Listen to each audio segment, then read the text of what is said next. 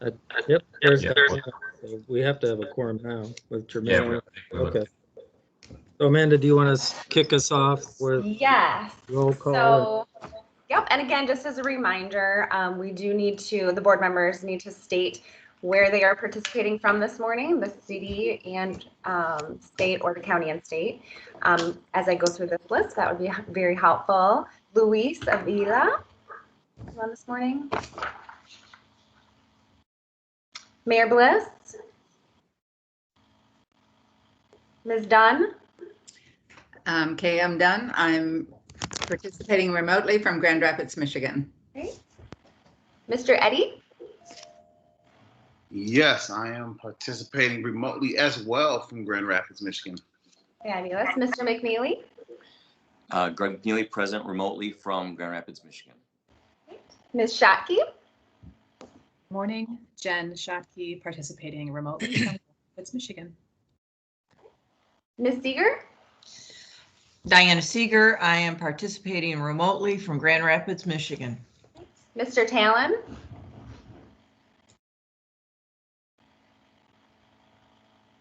I see you're on here.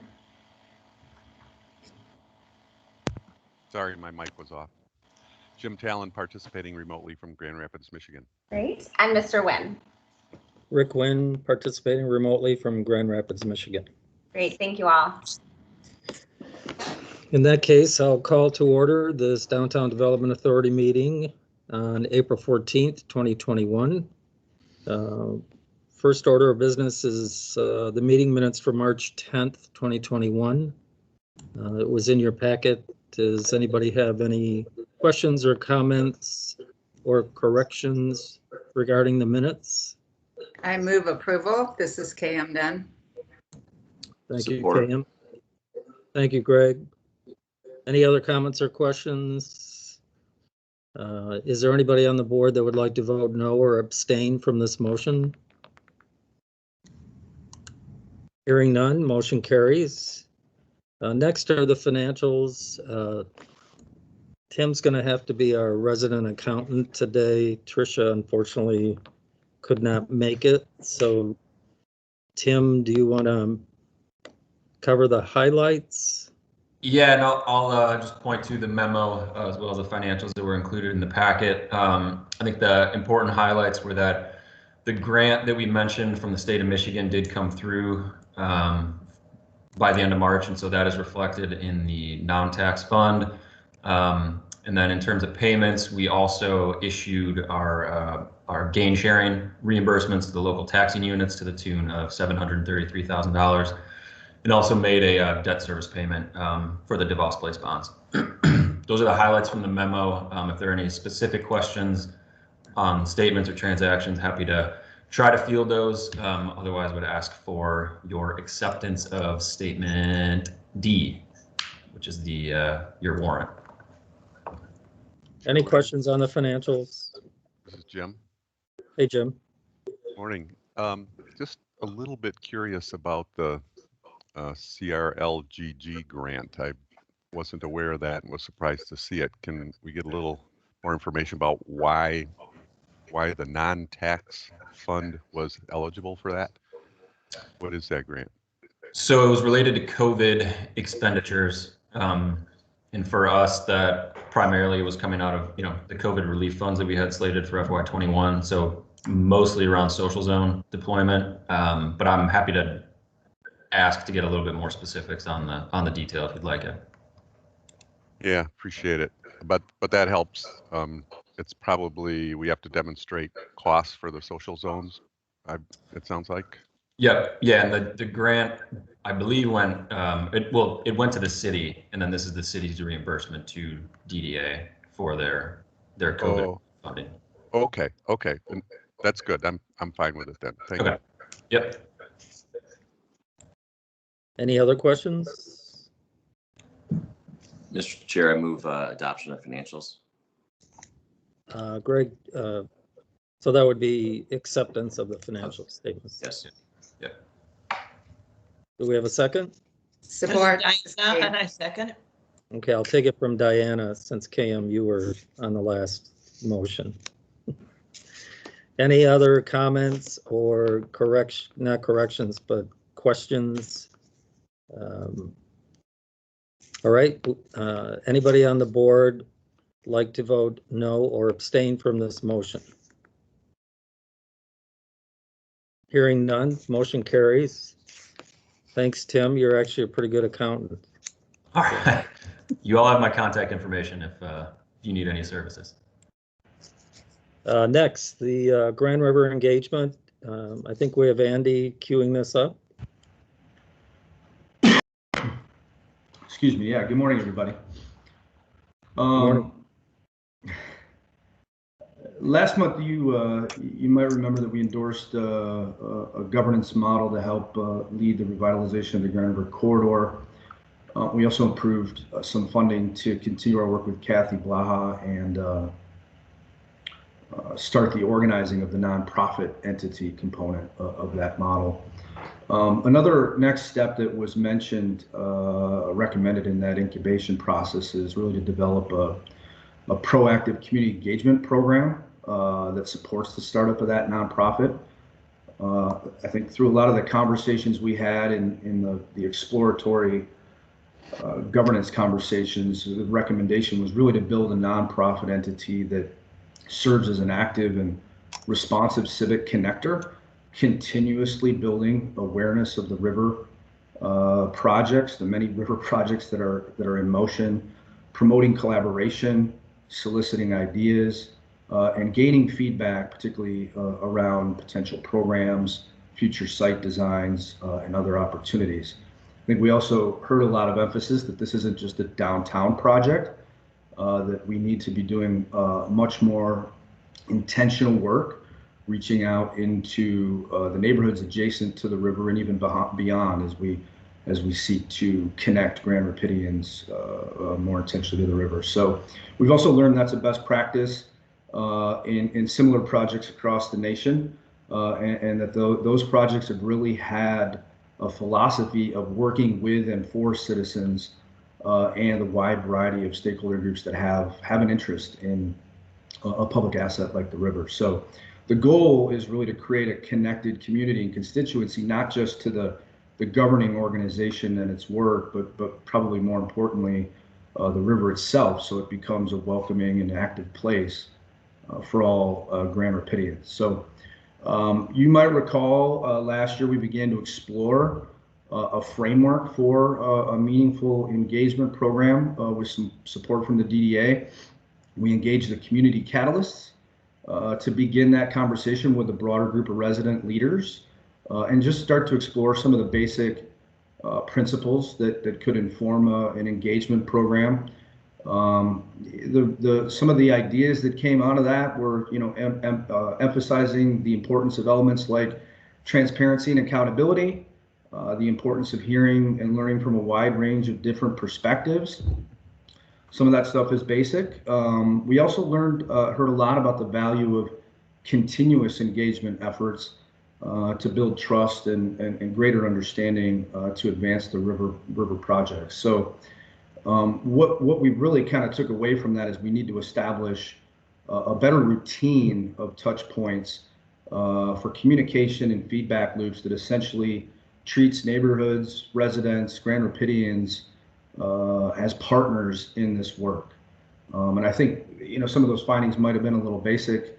I think what's important is that we were doing that work with community, defining those principles and the potential steps to move forward, which is very different than we've done some of this work in the past along the river, where we've kind of had consultants or various agencies, DGRI included, coming in with kind of our predetermined program on how we might want to do it. So taking a little bit of step back and working with the community to define how they would like to be engaged on some of this stuff. So we've lined out a scope of work in your memo to get started on building out this community engagement and really relations program. We're proposing to continue working with the community catalysts. If you don't know, the community catalysts are a project that's managed by a public agency and the West Michigan Center for Arts and Technology. They're a group of emerging resident leaders with strong connections in the neighborhoods and broader community to help support the design of this program.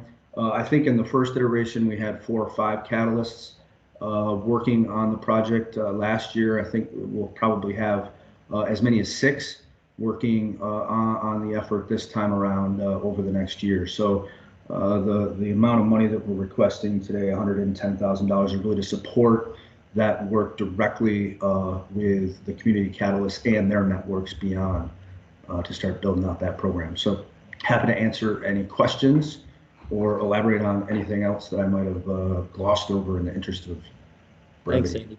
Before we take questions, Amanda, we have a couple board members that joined since we took the vote. Would you like to recognize Louis and the mayor? Yes, Mr. Avila, could you just share with us where you're participating from today? Yeah, Luis Avila, participating from Grand Rapids, Michigan. Great. Hey, Louis. And Mayor Bliss? Good morning, everyone. Rosalind Bliss here, participating from the city of Grand Rapids. Thank Mayor. you. Hi, everyone. Okay, thank you. So are there any questions for Andy regarding this? Mr. Chair, this is Greg. I wanted to share some concerns I had with this proposal, and I had shared some of these concerns with staff already, and I appreciate their dialogue on it.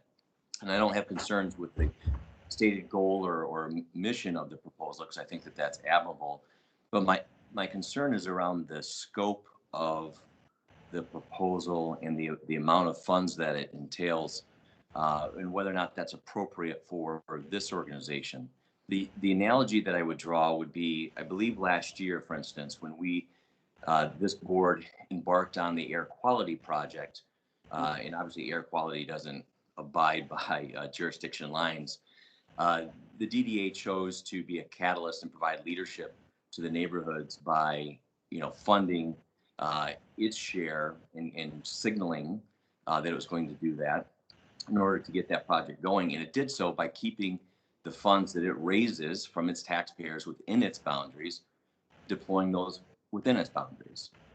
And it seems to me for the DDA to be taking resources from the taxpayers that have given them resources or entrusted them outside of DDA boundaries starts to show some creep of mission that we should be careful in doing. And again, it's not against the objective of the proposal. The proposal goal is important, but I'm not sure that it's appropriate for this organization to be taking the public funds that we haven't been entrusted with outside of the DDA boundaries. So Tim, or Andy, do you want to comment on that? Yeah, I think I appreciate the questions, Greg, and the analogy. I think I might draw a closer comparison to the work that we did with our master planning in GR Forward, and recognizing that downtown, but also specifically the river, again, doesn't stop at our boundaries, but certainly is a prominent component of it. And as we're thinking about the future and planning during GR Forward, we did significant outreach outside of our boundary into the neighborhoods to make sure that what we're planning in downtown responds to their needs and goals. And so I think different than infrastructure or the air quality sensors that you mentioned, I think this is more around master planning for downtown elements, recognizing that there may be some engagement that is happening outside of the boundary. But Tim, in that instance, for instance, I think you yourself ran many of those community engagement hearings, and that was essentially staff-led. I know there was consultants involved in the creation, but the curation of the community engagement was done internally. It was both, yeah. So it was consultant led as well as staff. So there was a combination there. And we also, in those efforts, and will be similar with this engagement around the river, if approved, we work closely with those neighborhood associations as well, who helped kind of open that door to the constituents in that area. So in this process, we'll be working very closely with the community catalysts to help design the outreach and engagement efforts.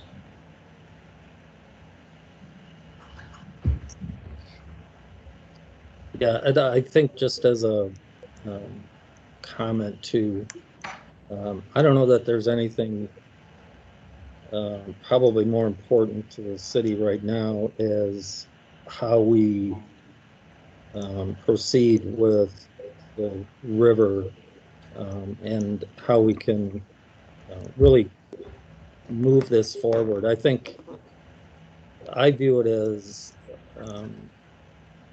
the DDA is sort of being the upfront initiative or the upfront sponsor, for lack of a better term, to kickstart and get the river governance moving forward. I think if, as a project as large and as high and deep and wide scale as this is, we are going to need full public support for all the things that we're anticipating we can do.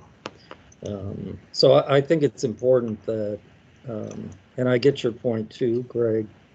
I think the DDA can't always be looked to as having to, be the one that pays the bills, so to speak.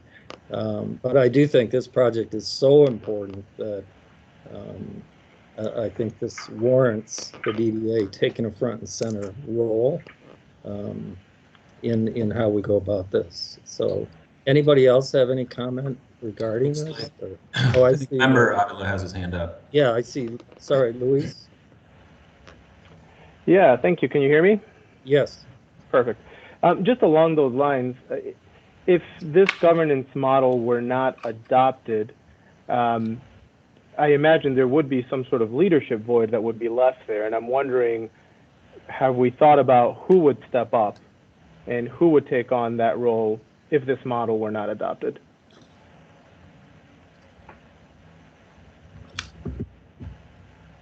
Well, I think it's a good question.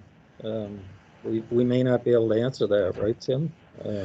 Yeah, I mean, I think part of the charge that we were given when we sort of took on the lead with the river governance work, we recognized that there was no one else doing this, and so given its importance, given the amount of work that's required, DGRI really has been the convener, tried to identify the needs of the bigger project, and so that's kind of why we are continuing to bring these scopes of work and these projects forward, because I think save for what we're doing, I don't know that the governance piece of this is getting addressed.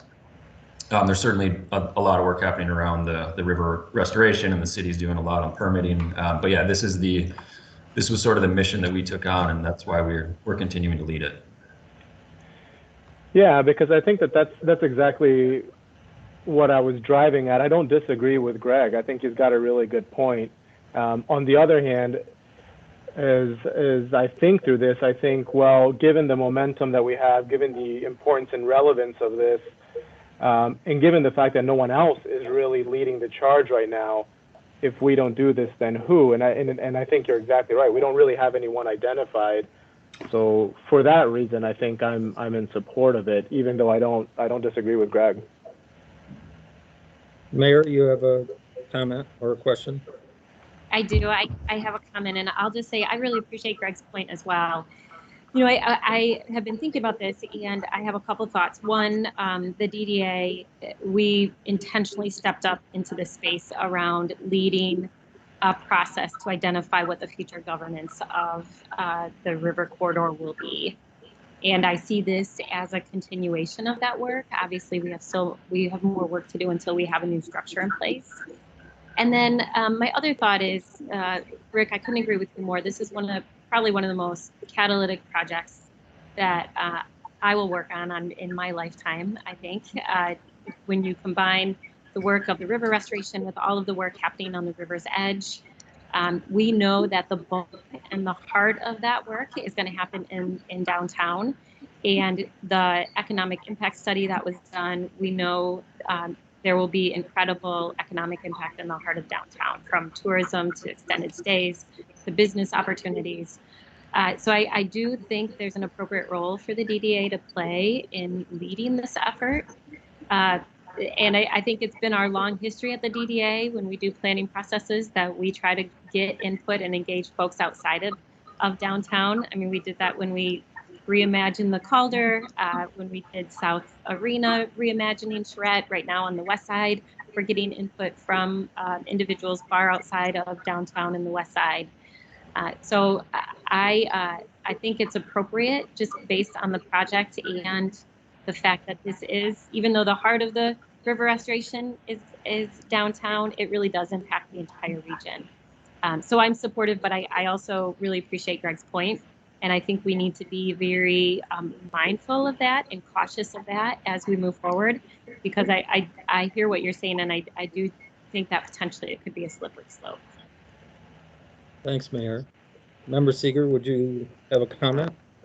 Yeah, just quickly, having been involved sometimes on the periphery, sometimes more deeply on the whole governance issue, let me just say that for years, there have been a number of community leaders who have really questioned who is really going to, what organization is really going to help in providing that leadership.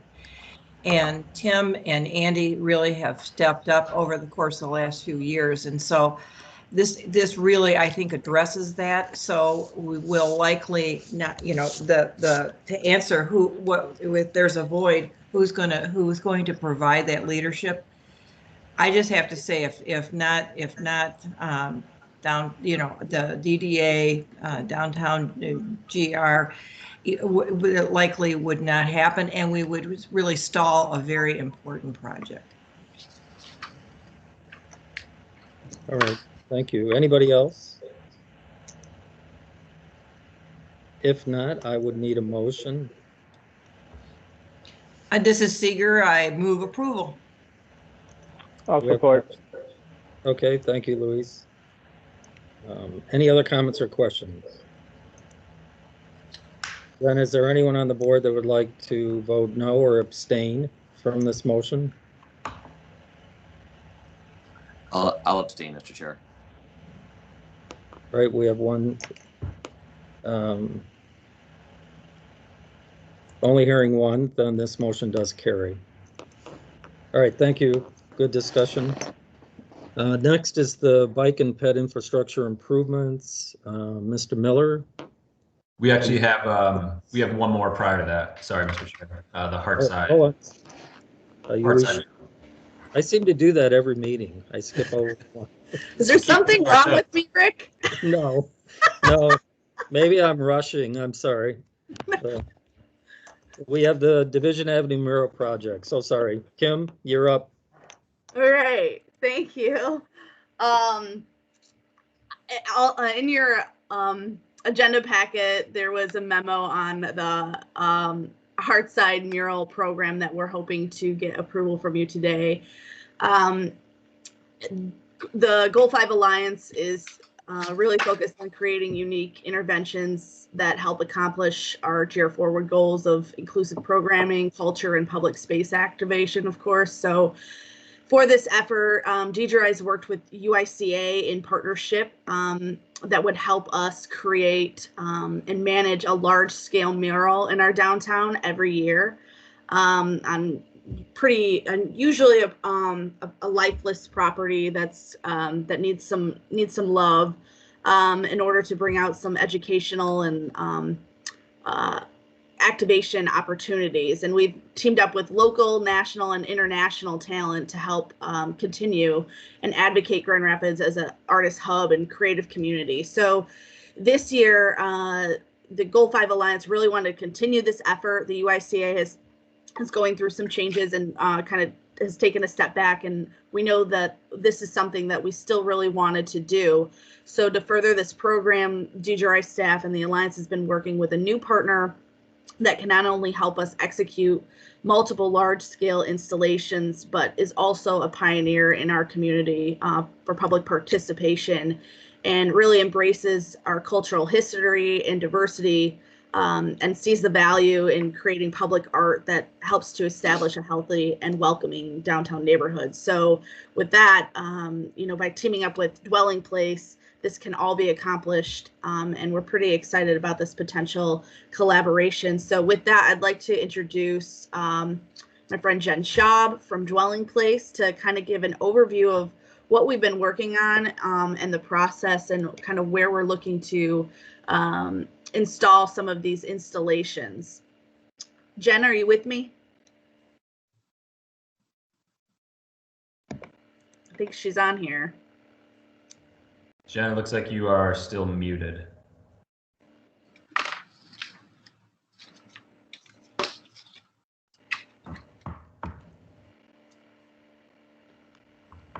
Okay, well, I will try to take over her presentation for her on her behalf. So basically these locations are four of the 5 locations that we're looking to potentially do some larger scale murals on. Jen and her team have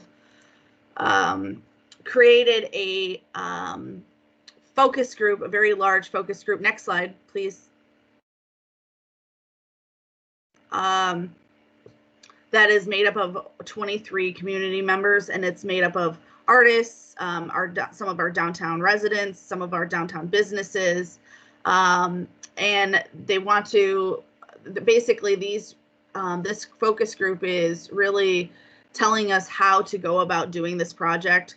If we want to bring in international or if we want to stay with specific local artists, the locations, maintenance, budgeting, and execution of all of these installations. So what the murals will really focus on are stories of within the community, of the Heartside community, and that's highlighting our First Peoples history, our queer history, women's history, and of course, Black history within that community. So basically being able to depict stories through these murals that haven't already been told in our community. So with that, there's a lot of research and community outreach to be able to find out additional history that we don't already know, to be able to communicate this through an artist lens. Next slide. So here are the locations that we are looking at specifically. The other ones are just some examples of some of the work that we had done with the Heartside Business and Dwelling Place specifically. So as you see here, these are all located in the Heartside area, a neighborhood. So we're really looking to activate areas that do not already have murals, and or if they do, those are the lifespan of those murals are currently over with, so need to be updated as they're kind of crumbling, depending on the infrastructure, and also just the artwork itself needs to be updated. Usually murals last anywhere from like 3 to 5 years depending on maintenance. And next slide.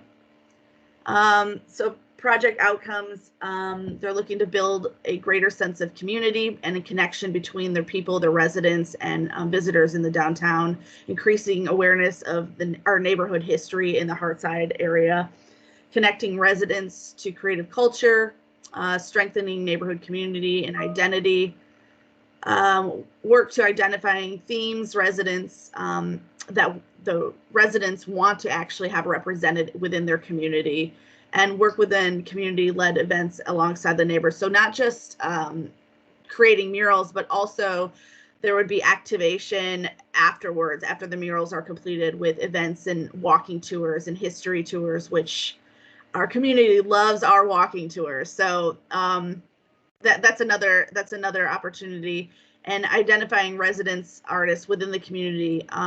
So being able to work with local artists here in Grand Rapids, and then also in other artists in Michigan as well. And I think Jen's on now. So Jen, if you want to chime in here a little bit and highlight anything specific. I kind of ran through your presentation a little bit, but happy to have you join in. Yeah, sorry, Teams booted me out and wouldn't let me back in. A couple of notes. I'm sorry because I missed what Kim said, but we do have a 23-person committee that's helping to steer this process. About half a little bit over half of the people on that committee either live in, work in, or live or work in the neighborhood. Half of them are artists, a quarter of them are persons of color, and several persons are part of the LGBTQ community. And so we really worked to have a steering committee that could help us shape our proposal, our process, and then our outreach to the local artist community. And so we're really optimistic that we're going to have a really successful kind of pairing of identifying local artists who are interested in digging into these concepts, have the skills to create beautiful works, and also are willing to dig deeper in learning more about the history and stories of this place so that there can really be a sense of connection. Because I think we're interested in highlighting those stories of marginalized people through the lens of place and making them Hearthside specific. And so I shared in the chat just a link to some of the virtual Hearthside history tours that we did last summer. And we would be doing not only the in-person tours, but also doing another digital capture like this, where we go a little deeper into sharing the murals themselves, the history that surrounds the themes that are selected, and then that would live on as a digital artifact so that people could continue to explore it on their own into the future. So. Great. Yeah, and before you is the proposed timeline for the project, and there is a recommendation in front of you today in the amount not to exceed $43,310 out of our DDA activation line item. This was an expenditure that was budgeted for, and with that, Jen and I are happy to answer any questions that you may have about the program. Well, thanks, Jen and Kim. Any questions on this at all? Or comments? Or motions? Mr. Chair, happy to motion support of it. I think it's a great program. Yeah, and this is Mayor Bliss. I'll support. I agree. I love seeing the city transformed with murals. Yeah. We're gonna have to rename it Artside. Yeah. I like it. Well, we have a motion and a second. Any other comments or questions? Hearing none, is there anyone on the board that would like to vote no or abstain from this motion? Hearing none, motion carries. Thank you, Jen and Kim. Thank you. Now we have Mr. Miller. Good morning. Good morning. I'm going to apologize in advance if it gets noisy. I have some demolition work going on in the front of my house, and they're about to start. So I'll try to get through this before that happens. So this is a series of projects that are in collaboration with Mobile GR. We spent a lot of time over the course of about the last month, 2 months with them, working through some strategies, not only for this year, but for the next couple of years, and really trying to position some projects that we can begin real implementation on. And so these projects that are part of this this set are really staging for that implementation within the fiscal year 22 budget. And there are approximately 5 projects that are included in this memo. 2 of them are pedestrian crossings. So this is all about pedestrian safety, making the streets more safe for pedestrians, and then creating higher quality bicycle infrastructure in many places. So the first 2 are pedestrian crossings at the mid-block at Cherry Street and Division and Crescent Street. So those are basically doing the design work and getting that prepped for implementation in fiscal year 22. And those will be the rapid flashing beacons that we've installed in many other places to increase the visibility of the pedestrian and allow for a safer crossing at places where there's a high level of pedestrian activity. So that's the first set. Those equate to $15,000 a piece for the design work, and we've included in fiscal year 22 budget, the actual implementation of those two. So we do anticipate implementing them in the near future. Then the next set of projects are really associated with the Wealthy and Front Street areas. And this is really about, again, that's the safer streets, creating higher quality pedestrian environments, and then also including some bicycle facilities on Front Street. So this is a Wealthy Street road diet that runs from Granville Avenue to Front Street. And that's, again, design services for that in the amount of $25,000. The Wealthy and Front intersection, so where those two streets come together, looking at that as part of the road diet, and then staging that for the actual bicycle facility that would go on Front Street. So those two combined would be $22,500. And then the next project would be the North Division Separated Bicycle Facility, also known as the Better Bikeway. So as you remember, DGRI, in collaboration with the city a few years ago, created a pilot project to separate bike lanes there on Division Avenue. This is to do a deeper dive into an analysis and creating a design strategy so that we can implement the phase 2 of that project in fiscal year 22. And I think that we've got budget in fiscal year 22 proposed for that work as well. And that's $15,000 in design services. And the last project is actually the Century Ellsworth Bicycle Facility. And that's really continuing the existing separated facilities that are south of that into and out of downtown. And this is being really moved forward because there's a fairly large development being proposed at that Century Avenue building, about 700 apartments. And I think that we all want to get in front of that as we start to re-envision what those streets around that project might look like. So again, this is hiring a consultant to design that work so we're ready to implement it when that project starts to come to fruition. And that's in the amount of $30,000. So all of these projects, the 5 projects in total, are requesting $122,500.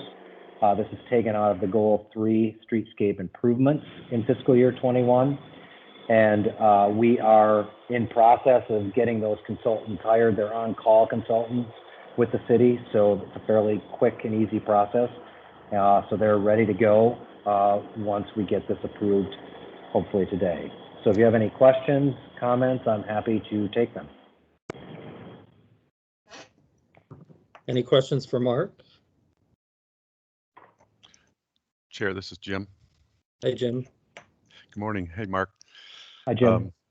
Thanks for the report and update. I'm curious if you're able to put the Wealthy road diet piece into context with what might be. Oh, here we go. Yeah.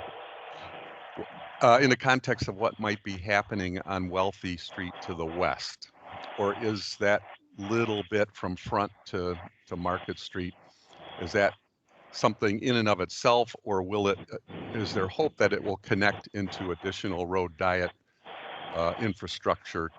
I'm sorry, to the east. To the east, yes. To the east. Yes. Can you put that in context at all? So, I mean, obviously there's a lot of work that we're all aware of that's being done on Wealthy Street as part of the 201 project. So I think that the intent with all of this stuff is to create better and safer connections. So it lives within the context of the broader context. And I also think when we think about it going to the west, there is and are a great deal of active users, particularly bicycles, in that stretch of street because it's connecting to a broader network within, like the Millennium Park connection, for instance. So it's a critical link that is considering and also being inspired by the stuff that's going on around it. Does that help? It helps a little bit. I also think of all the resources that are available to the west and the barrier that 131 currently creates, and and the total inability to get from one place to the other, even though they're only a few blocks away. I mean, for that 201 Market project to be able to connect to the downtown market should be huge, I would think. So I don't. Is there any conversation going on about that? Are we thinking about that potential in terms of connecting additional infrastructure for pedestrians and bicycles? Yeah. Specifically at Wealthy Street, and not to go into this too deeply, but the Michigan Department of Transportation is currently undertaking a planning and environmental linkages, otherwise known as a PEL study, that is looking at the portion of 131 from just south of the S curve, or roughly Wealthy Street, southward. And one of the various scenarios that they're looking at and studying as part of that PEL study include looking at the Wealthy Street connection and what that actually means. So right now it obviously goes over the highway, and it's a really auto-centric piece of infrastructure. One of the discussion points that has been raised is just looking at that as a potential lowering Wealthy and making it at grade, making it a higher quality piece of infrastructure, and then looking at access points in different locations other than at the Wealthy US 131. And I think that then when we have some kind of connection like that, and we've also talked about Logan Street as a connection across Wealthy Street, both of those pieces really help to create a higher quality piece of connective tissue between the east and the west of 131. And incidentally, I walked it yesterday and walked over the Wealthy Street Bridge as a pedestrian, and it is not a hospitable environment currently. Thank you. Member Eddie, do you have a comment or a question? Yeah, this is definitely all great pieces of discussion here, especially when it comes to pedestrians. I got two thoughts that I wanted to bring up. One is that Wealthy and 131 exchange. I think we've had conversations about this as it applies to semi trucks just getting stuck and getting on and off the exit, and pedestrians not being able to cross, and cars not being able to drive. And so, I know that's not like a DDA project type thing, but I just wanted to bring that concern back up. And then I'm thinking about the pedestrian crossing as we go over 131 towards Granville Avenue, and some of those spots over there. When we think about Millennium Park, is one of my concerns as a pedestrian is the amount of construction vehicles and semi trucks and things like that actually take out a good portion of the curbs where people stand waiting for the light to change. And so at any given point in time, here comes a truck, and you got to back up a good 20 feet with your stroller or your kid on a bike or whatever that may be to give room for that. And so I don't know, going down the road, what does that mean as we think about, the developments that may happen over there, pedestrians, but it's that whole spot, I would say between Division onward towards Millennium Park is just a dangerous place for both cars, bikes, and pedestrians alike. So just bringing that up. Thank you. All right, any other questions or comments for Mark? Otherwise, we would entertain a motion.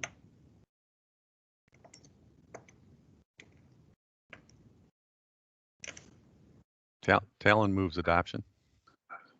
Thank you. Support. Is that Luis? Yes, Luis. Thank you, Luis.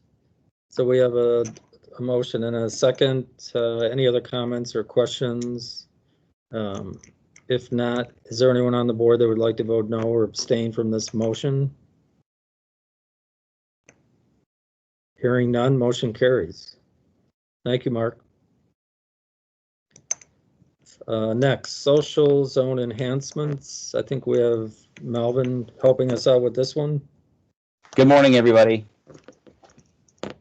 I'm here to talk about social zone enhancements. So last year, as you recall, we launched the social zone program with some key partners, and I think it was we would all agree was a pretty resounding success. And so this year, we're looking to kind of expand our efforts and one, really enhance the kind of feel and experience that people have with the social zones.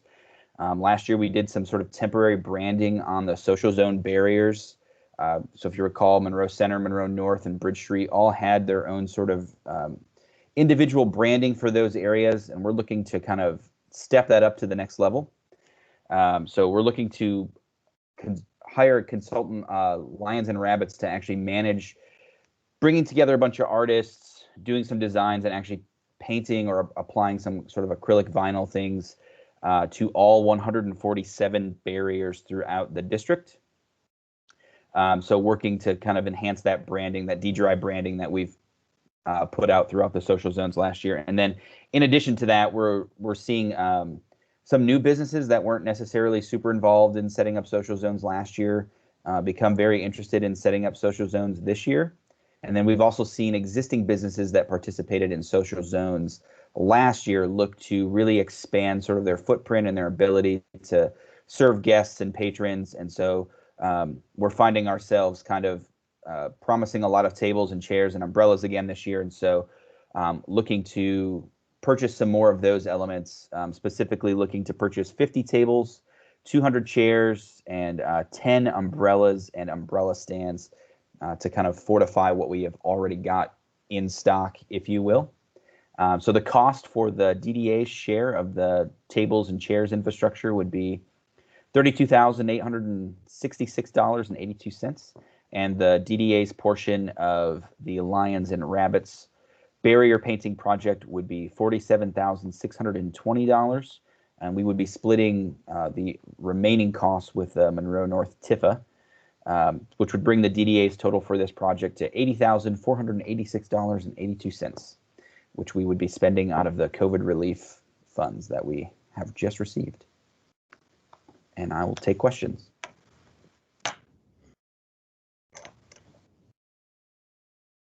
Any questions, comments?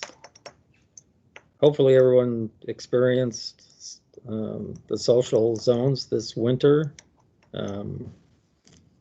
which I would agree, I thought were a big success, helping all the restaurants, et cetera, downtown. In our district, at least, it certainly helped them survive, for lack of a better term. So, Talon moves approval. Thank you. Support. It's support. Thank you, Cam. Any other comments or questions? Hearing none.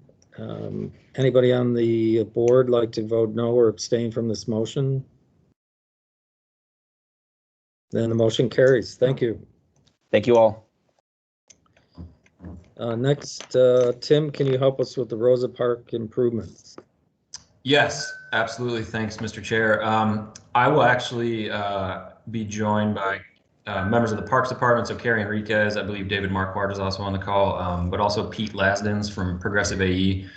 We'll walk us through some of the specifics, but as a setup, this item's a request to the DDA board to authorize their contribution amount of $550,000 for the restorations at Ecliptic at Rosa Park Circle. As you saw in the packet, there was a lot of information included, and I think that points to the amount of work that has gone into this. This project is really the culmination of several years, starting back with the Fry Foundation's engagement with Kathy Blaha, who we know from River Consulting work, but engaged with her starting back in 2017 to really think about how we could both preserve and enhance Ecliptic at Rosa Parks. I think most of us know, but not all the community is aware, that not only is it a great civic and park space, but it is also a piece of art. And so a lot of interest around making sure that that is widely known and that the amenities are preserved and improved for generations to use in the future. So back in 2017, there was some engagement with Kathy as well as the Fry Foundation. That led to the formation of the Ecliptic at Rosa Parks Conservancy. of which I sit on as a member of DGRI. But also there are representatives from City Parks Department, Fry Foundation, and a number of other community members. The first part of the Conservancy Board's work was really around thinking about how to make these improvements and really restore the park to the original intent, and I can tell you that a ton of work went into that. Also, that included engagement with the original artist and architect Maya Lin. So working with her studio, she was in town back in 2019. So there's really thoughtful approach to what is being brought forward to you all today. So I'll have Pete and Carrie hop on to kind of walk you through some of the details, but just to reiterate, this is the DDA's contribution to the bigger project. It will ultimately go to City Commission. I believe that's scheduled for April 27th to approve the overall construction contract. So with that, Pete or Carrie, do you want to hop on? Yeah, Tim, I can start. Good morning, everybody. Pete Lastinson, with Progressive. I was the project manager, really, as Tim said, starting from 2017. So maybe just to give you a little bit of context, what I thought I'd do is just kind of walk you through the years here in terms of what was done and where we are today. So yeah, as Tim mentioned, geez, we started working with the Fry Foundation when Steve Wilson was still there, and with the Grand Rapids Community Foundation, really with a goal to produce a facilities assessment plan. I guess it's a testament to one of the greatest spaces that we have in Grand Rapids that after 20 years, it was showing some wear and tear. So that was really the goal, to kind of review the conditions of the existing elements and then make recommendations for improvements and some of the design improvements. So we took a look at the surfacing, the rings of the ecliptic, the existing stage and bathrooms and all of that, and made recommendations and really put out a report to the committee. And then we also, along with that plan, we did some preliminary budget numbers as well, so we could understand the costs. So that plan was completed that same year, and then with several upgrades really going into 2019. So in 2018, as Tim said, the Rosa Parks Conservancy Board was established. And then that April, a number of us from the city and the Fry Foundation made a trip to Maya Lin's studio to present the report to her and some of the selections that we had made. And I can say that it was a successful meeting. And then she did, of course, had some add-ons to that, but accepted the recommendations. So she was here in 2019 in May for her exhibition and held a lecture at Graham, and that was a perfect opportunity for us to get her outside and really walk through the materials. We had material samples laid out of the paving, really of the stabilized gravel. We showed her the lighting and everything, and it was a very good meeting. And really what that helped us do was to finalize the materials as we were getting ready to start construction documentation. Around the same time, I think their fundraising started, and really through the generosity of DGRI and the city, the Fry Foundation, and Grand Rapids Community Foundation, as well as a lot of private donors. We really got very close to the goal, to the funding goal. So that same year we started construction documentation, wrapped that up and delivered those to the city in the spring of 2020. And then in July of 2020, the Conservancy and DGRI decided to include a wayfinding component, really with the goal was to educate the public on the story and the meaning of the ecliptic, for the public to understand that you are standing within a land sculpture. So Kiku Obata from St. Louis was hired as the designer, and they delivered the drawings and construction documents late in 2020. So it was decided to go with a construction manager and we interviewed several firms, and Granger Construction was selected and was hired to be the construction managers for the project, and they are preparing to start really here in a couple of weeks, and May 1st, with the first steps of demolition. So just to kind of reiterate just some of the key features of the plan, the original steps were created or made from concrete, so those are going to be replaced with granite, which Cold Spring is supplying. We're going to be recladding the bathroom really to match the panels on Graham, and then a complete interior renovation of the bathrooms as well. New lighting on the stage is going to be included, as well as the exterior poles get into LED lighting just from longevity and energy savings. And then, in several locations, new trees, benches, and of course the wayfinding signage. So that's sort of the trip we've been on, almost 4 years. So I think it's been very successful, and we're ready to go. So, Carrie, I don't know if you want to add anything that I might have missed, or any additional comments. Yeah, you did a great job. The only thing that I would add is on the funding component of it, just a little bit more information. So the funding, over half of the funding is actually from private foundations and fundraising. So it's, the DDA and then the Parks Millage are two big components of the funding, but it's really exciting to see we have over 10 foundations and private donators for the project. So I think it just speaks to the importance of this space within the city of Grand Rapids and the participation that we've had with that.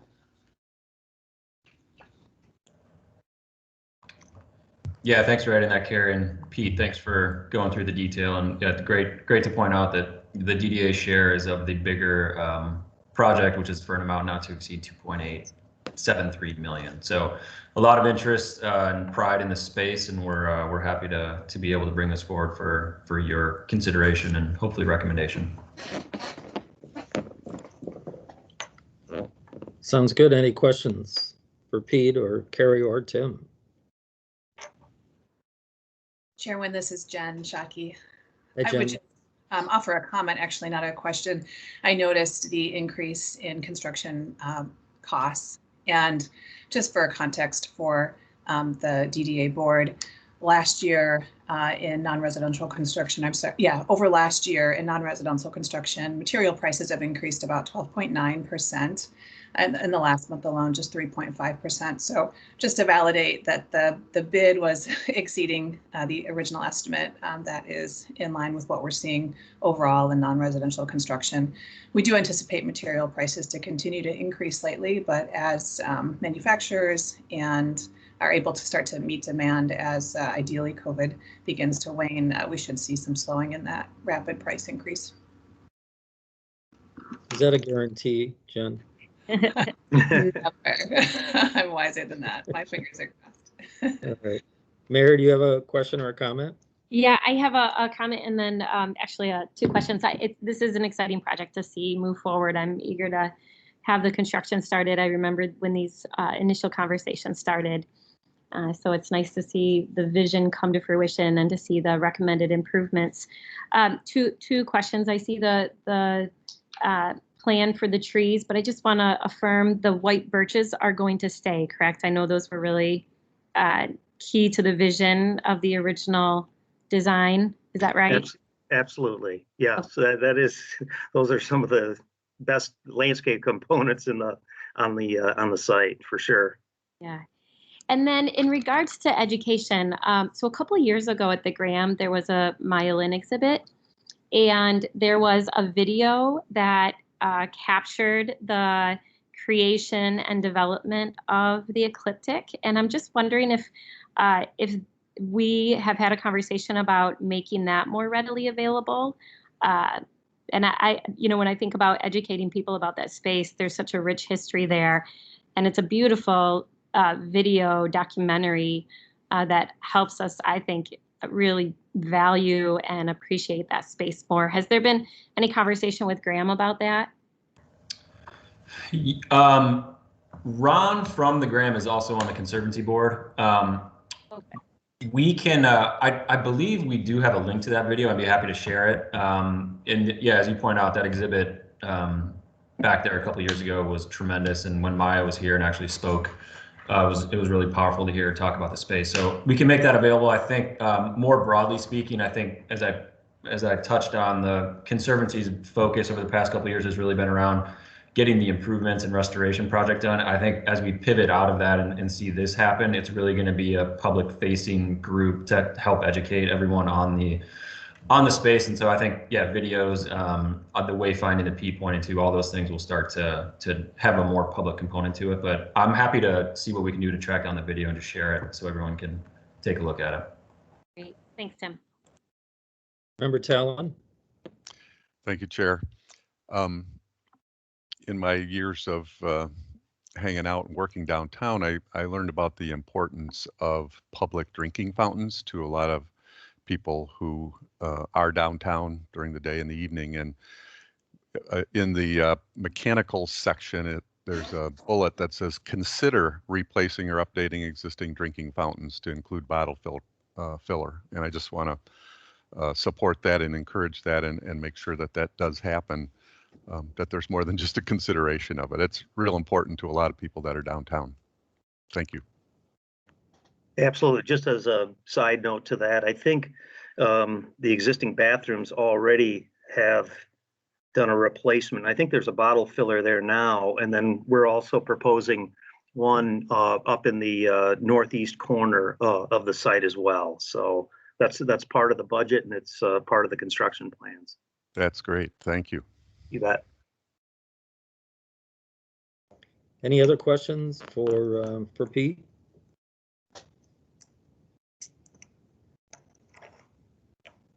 Any motions by anybody?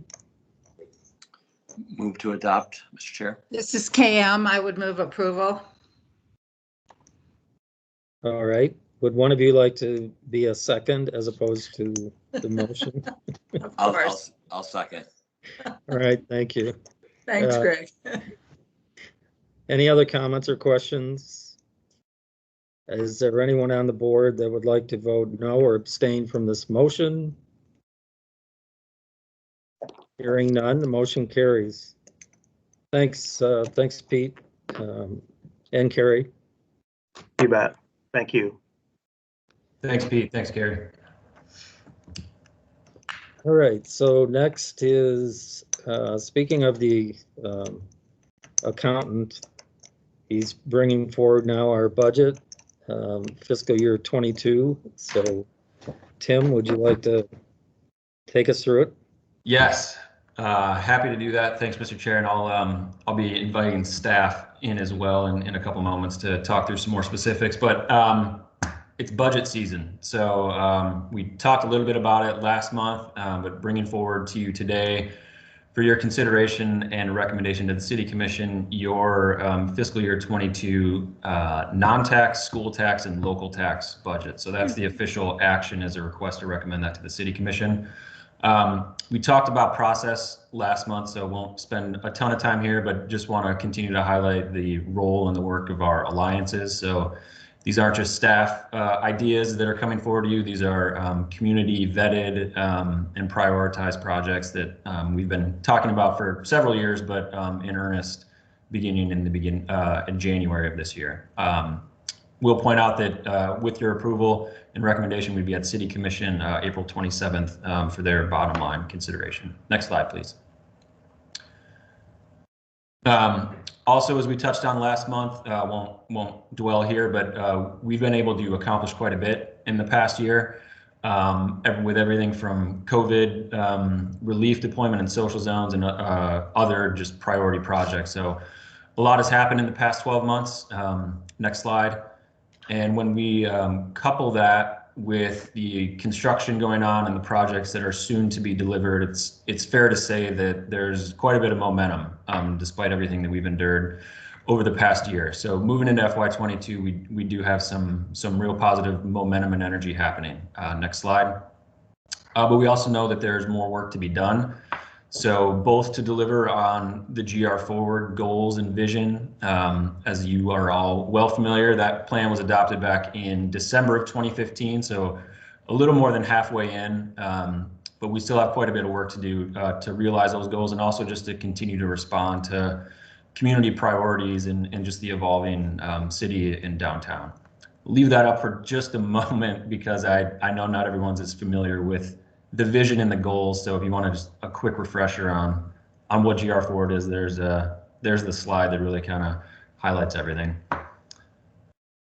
And next slide, please.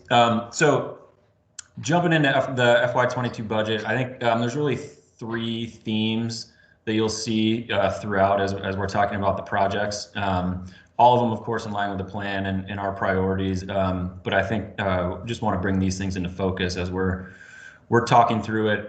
First on public space, so as we sort of just talked through with the Ecliptic and Rosa project, but also as we've seen with a number of other public space enhancements, we really want to kind of build on the priorities and what we've seen adopted widely this year around the importance of public space. So thinking about it both from an amenity standpoint, recreation and quality of life, but also as economic development. I think the social zones have really shown us that public spaces can be used as a tool for economic support.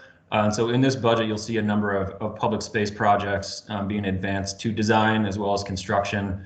As you see on the screen, there are a couple shots, but Lions Square, of course, is among those. The connection from Belknap into Monroe North that we've previously referred to as Switchback Park. I think we'll maybe think about the name going forward, but that important connection. Also Van Andel Arena Plaza, so we were able to complete the phase 1 of that, but thinking into the next year, looking at finishing designs on that alley and hopefully being able to move into construction later into the fiscal year 22. Next slide, please. In addition to that, we want to continue to be intentional about creating the spaces and opportunities that are welcoming to everyone and that allow for everyone to share in the continued progress in downtown. So that has to do with the design of the space, so making sure that we're incorporating principles that create active, inviting environments for everyone, but also furthering support in our programs that help to remove barriers for entrepreneurs to invest in downtown. So we've seen some great success with that in our retail innovation grant program over the past couple of years. We want to continue to support that and provide funding to do so. Next slide. And then lastly, really thinking strongly about events. So we want to support and produce significant amount of programming and events to help bring people back downtown. Obviously, we want to do that when it's safe to do so. We want to do so in a manner that continues to serve diversity of audiences and strengthens the community's ties to downtown. You'll see, and Kim will highlight a lot of this in the Goal 5 budget, but we're advancing a really aggressive public space and events agenda. We really want to find opportunities to activate downtown throughout the year. And we think it's critical to really reignite and reengage downtown and to help further and support the businesses that are here and hopefully to continue to attract investment. So at a high level, those are some of the themes that you'll see running throughout the discussion and projects. Next slide, please. I think the other thing I wanted to touch on is also that we know, as in all years, that there will be changes and opportunities that may present themselves as we move into the fiscal year. We still have 3 months left of fiscal year 21, and there are some really important discussions happening that may impact our budget in fiscal year 22 and may require us to come back to you and consider making changes on. I think first and foremost on that list would be the 201 market conversations. It's likely that the DDA will have an opportunity to play a role in the development of that corridor and that site, both on the public space design, activation, riverfront utilization, but also on the real estate development side and potentially playing a role in land acquisition. And so we want to make sure that we're continuing to monitor those conversations and be involved in them, and recognize that as they advance, that we may want to come back with you for consideration and opportunity to play a role in the development of that key site. In addition, the areas 7, 8, and 9, the west side dash lots, We'll get a final report out on that work next month from the consultant team. And we won't need to make any decisions at that point, but we will want to be mindful of the timing for development disposition on those sites that may have a budget impact in FY22 and beyond. So there are certainly more things on that list, but really wanted to highlight those two projects in key areas as there may be a need to rethink the FY22 budget going forward, and we will of course bring that back to you for discussion at a later date. Next slide. So into the kind of nuts and bolts of what is in the budget for this year. Obviously, our expenditures are a product of our revenues and our fund balance. So considering our local tax increment as well as fund balance, we're looking at around a little over $19.5 million of available funding this year. We're of course preserving some of that for fund balance, but also for projects that may come along. In total, we're outlining a little shy of $15 million in proposed expenditures, and you see the breakdown there between local and non-tax. Next slide, please.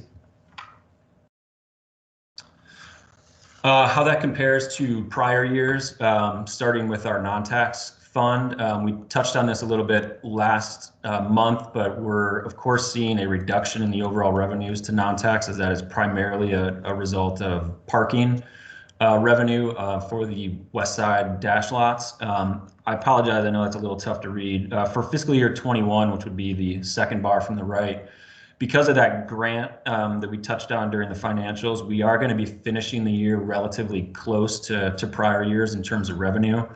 But save for that, we would have been quite a bit lower, coming in just over $500,000. And so moving into fiscal year 22, which is that bar on the right, you see quite a bit of a drop. Some of that is due to our conservative forecasting. We don't yet know or have certainty around when people are going to be coming back, and so we are showing overall revenues from parking around $250,000. That is lower than what was projected, and quite a bit lower than what we've seen in previous years. For context, in fiscal year 20, we had revenues just from parking just shy of $600,000. So it's a very conservative estimate. Hopefully, we'll see that jump quite a bit, and that would provide us more revenue and opportunity to think about expenditures for the year. But we wanted to be mindful of what's going on. I think as you'll see on the next slide, we've shifted as much as possible some of that budget. You'll see in a moment. You'll see we've tried to shift some of the budget over to the local tax from the non-tax, just in being mindful of that situation. On the local tax, we are projecting, as in years past, around a 1% gain. We'll know actuals we'll have a better sense of actuals once the summer tax bills go out. But 1% gain in the local tax revenue is what we standardly project. Next slide. Important to note on the local tax, that is a net of our gain sharing rebates. So those are the rebates that we issue to the local taxing units. Touched on these in the financials as well, but for fiscal year 21, we just issued payments to the tune of $773,000. For fiscal year 22, we're right around that amount. Did just want to point out that in fiscal year 23, per the terms of our current TIF plan, that number will step up to 15%. And so you do see a little bit of an increase if you're looking at the 5-year priority plan Excel sheet. So it steps up to 15% next year. And then in fiscal year 28, we go to 20%. And then fiscal year 33, we'll jump to 25%, and that'll continue through the end of the life of the plan. Next slide, please. On the expenditure side, so I highlighted the amount we're looking at in terms of how that breaks down to programs, projects, and initiatives. 97 total, which is a healthy number and probably a bit ambitious, but that's what we believe that we can do this year. And as in years past, and since the approval of the plan, 100% of our discretionary funding is devoted to the implementation of GR Forward. Next slide. On the expenditure comparison, so this kind of reflects what we saw on the revenue side. So we're showing, from a budget standpoint, a pretty sharp drop in the non-tax increment spending. Again, want to be conservative as well as mindful of our revenue impacts. So you see a drop there from prior years. And on the next slide is where you'll see that shift over to the local tax. I think that accounts for some of that increase. I think the other piece, as Jen touched on, and as we saw in the Rosa discussion, I think because of the nature of the work that we're trying to advance here around infrastructure, and just the fact that that is more expensive than programmatic activities, and that we're in a market and environment where costs are coming in higher, that is really what's fueling, I think, that jump in what we're showing as expenditures. Next slide. And then a few other things to highlight before I invite staff on. On the administration, continuing to hold that steady at 1.3 million for the year. That covers city costs, staff costs, legal, et cetera. Overall, that is 8.7% of our total planned expenses, which is quite a bit lower, significantly lower, I would say, than the industry standard for downtown organizations and their administrative carrying. On the TIF reimbursements, we are showing 1.5 million for fiscal year 22. We did include that breakdown, I think, that member Talon requested at the last meeting around what that goes towards. So want to highlight that we completed in fiscal year 21 payments for the JW Marriott as well as 38 Commerce. We began payments for Studio Park. We're accounting in fiscal year 22 the addition of the Residence Inn, so the 10 Ionia development that recently opened. So overall, 1.5 million. We will be making final payments for 4 additional projects this year. But we also expect that the 111 Lion project will be wrapping up, and so not a major change from fiscal year 21, but there are projects that we're completing payments for and new ones starting up. So wanted to highlight that. And then also on debt service obligations. So making payments still for DeVos Place and Ionia Avenue. And then did want to highlight and point out Lion Square. So we do have a placeholder in our debt service obligations currently for Lion Square. We're estimating those at $360,000. That's a placeholder and based on what we know today. So we're hoping that bids will go out for that project in the next few weeks here, and that'll give us some more certainty around what that number will be. And of course, we'll be bringing that back to you for consideration at a later date. But based on what we know right now, that is the placeholder for Lion Square. Next slide, please. On debt service payments, a good time to point out in your school tax increment budget, you will see that this is the final year of payments that the DDA will be making for the Van Andel Arena. So in total, we're showing a debt service payment of 6.8 million this year, with the remaining funds being returned to the state. So a little over 4.7 million.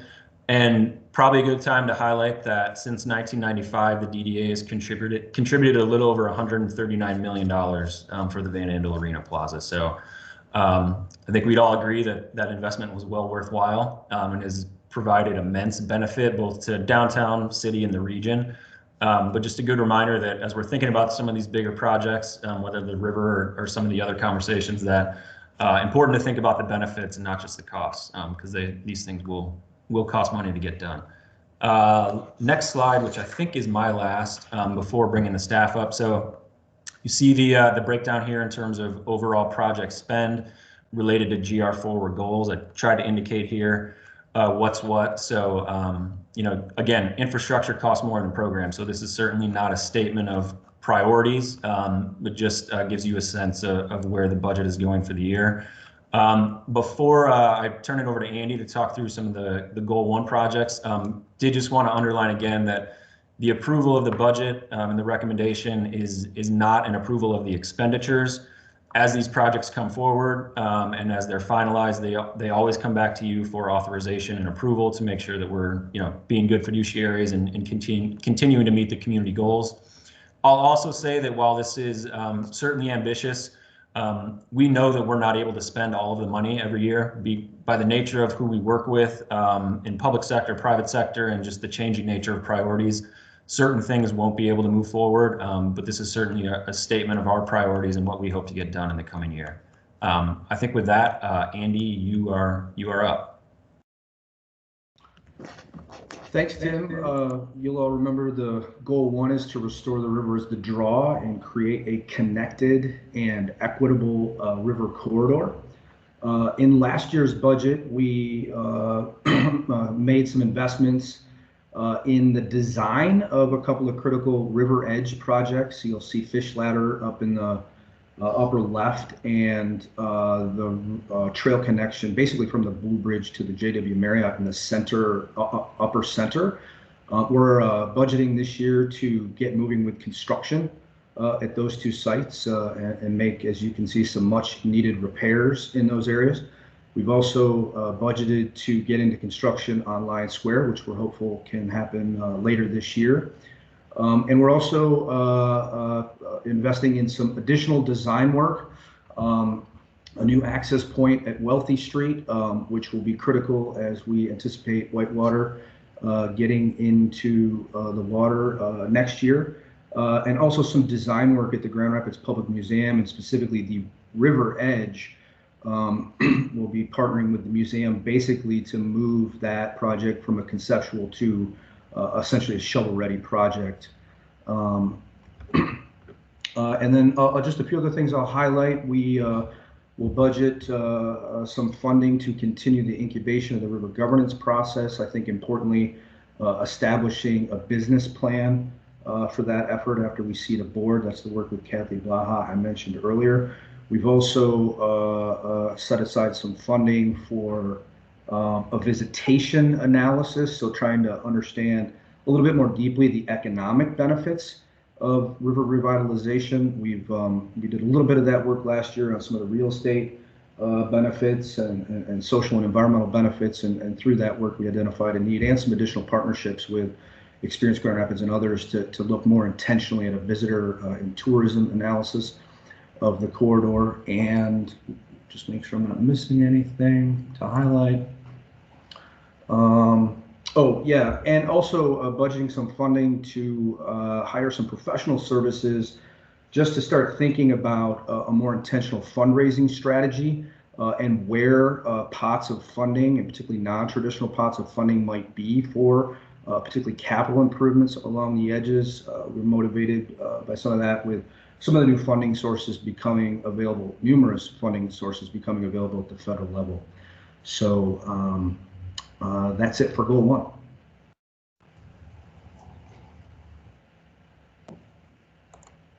Hi, everybody. Anna Marie here. Just really this year continuing our work on implementing the Heartside Quality of Life Study, which began in 2017 and was approved in 2018, kind of winding down on some of the work there. We continue to focus on park activation in Heartside and Peckage, with some of our partners. And we'll also continue to prioritize training and education.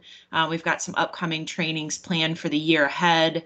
And then next spring, really hoping to put together kind of a report card around the quality of life process, and maybe do a few more listening sessions to just kind of figure out some next steps there. But we've had some really good investments, a lot of big changes to the street, South Division Avenue, as well as the neighborhood, and just really want to celebrate all the good community collaboration that has helped to change quality of life in Heartside. And then a big part of our work is really the Downtown Neighbor Network. And just for those of you who are still getting familiar, working to provide a forum for socializing, organizing, and deepening citizen engagement and building a high quality residential life in downtown. For those of you who are unfamiliar, we've got over 7,000 estimated folks live in downtown. Downtown is a neighborhood where people live and walk their dogs and run in the morning and all that good jazz. So this year, the DNN will continue robust engagement through communications. We just are wrapping up on an independent website for the Downtown Neighbor Network that will hopefully launch this spring. And we'll have continue to do the newsletter, as well as really providing really regular updates in our social media platforms. Another big piece that we've missed during the pandemic are events, and so we'll begin to experiment with hybrid events and programming, panels, discussions, really getting back to connecting with neighbors, hopefully in person, but making sure that we're prioritizing safety. And then a big priority for some time has been really advocating for safer streets and more vital uses that are not just driving in cars. So really focused on pedestrian safety and aligning with Goal 3 and others who are doing work to keep our streets safer. So that's my high-level summary.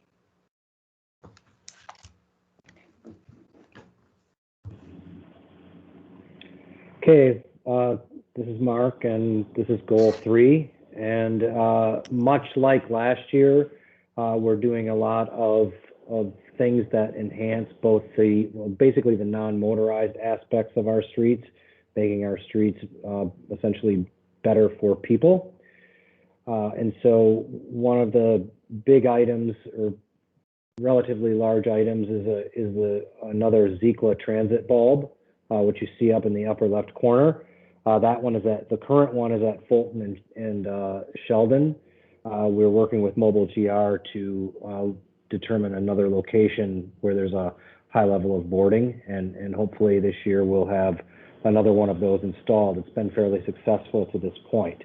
We're also continuing our desire to install transit shelters this year. We've pared that back a little bit because of the many other things that are taking time and effort. So we're probably trying to do 4 or 5 transit shelter installs in the downtown. I mentioned the Better Bikeway Phase 2 project in the earlier discussion. So this budget includes funding to actually implement in fiscal year 22. Obviously, one of the more popular projects that we've been working on is the wayfinding. We are almost done with the design aspects of that and fully intend to do some implementation of the Phase 1 of that project. So we expect to see some new aspects of our wayfinding projects be installed in our downtown this year. We will continue efforts to install furnishings, both trash cans and benches, along with other supporting elements throughout the downtown. I think we've targeted Monroe Center to get some new benches this year.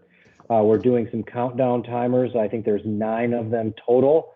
And the intent of that is to finish out the remainder of the locations in downtown in collaboration with Traffic Safety and Mobile GR. Anna Marie mentioned some of the safer street agenda items for the DNN in Goal 2.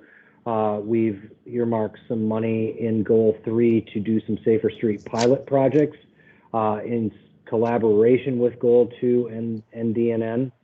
We're also doing a transit-only lane study that will look at Monroe Avenue from Fulton to Michigan because of the amount of bus traffic and intensity that's happening there with 2 BRT lines and dash lines. Again, pedestrian safety and dash support. And then what's not in this slide, but are also very large and important components of the Goal 3 budget, are some of the street projects that we'll be supporting with the city of Grand Rapids this year. The one that you've probably heard most about is the Ottawa Avenue. It's called the resurfacing project, but it's really a fairly substantial restructuring of that street. So we're going to be working with the city on moving that forward. It's out for bid right now. Bids are due in May. So we'll have a much better idea about what the schedule of that is and what we'll be funding specifically once that budget comes in. But you should be expecting to see that fairly soon in the near future. So, and then I think the other big one is the Monroe North Spectrum right-of-way improvements, which would be obviously in support of what Spectrum investments are happening in the Monroe North area. So that's sort of a overview of where we are and where we hope to be going this year. Good morning again, everybody. So for Goal 4, it's going to be a lot of continuation of some of the programs and support mechanisms that were in place last year, continuing on for the next year too. So one of those things that Tim mentioned at the top of the presentation was the Small Business and Attraction Grant. So looking to continue that program to support new businesses, to attract them downtown and help them establish some brick and mortar presence in our district. Also looking at continuing our marketing and window activation program, so partnering with businesses to help them use their windows as a tool for marketing and provide some grant funding for that as well. We'll also continue our program to support business association organizations, so supporting those entities around organizing and outreach and continuing their mission of just trying to support and better businesses in each of their kind of sub-districts. Continuing support for programming that focuses on engaging the downtown workforce. So things like Relax at Rosa. I know Megan's got a couple of things she's cooking up to try to continue to engage those downtown workers. A couple of things I'm really excited about for this next coming year is we're going to try some experimental things on doing some retail and new business incubation. So talking with some partners and collaborating on some of those projects now.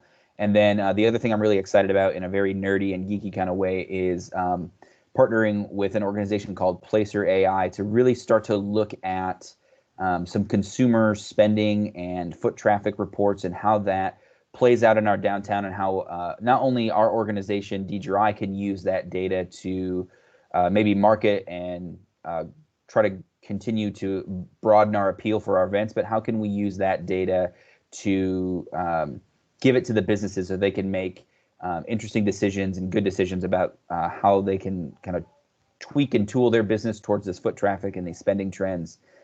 So looking forward to kind of doing all these things with Goal 4 in the next year. Thank you.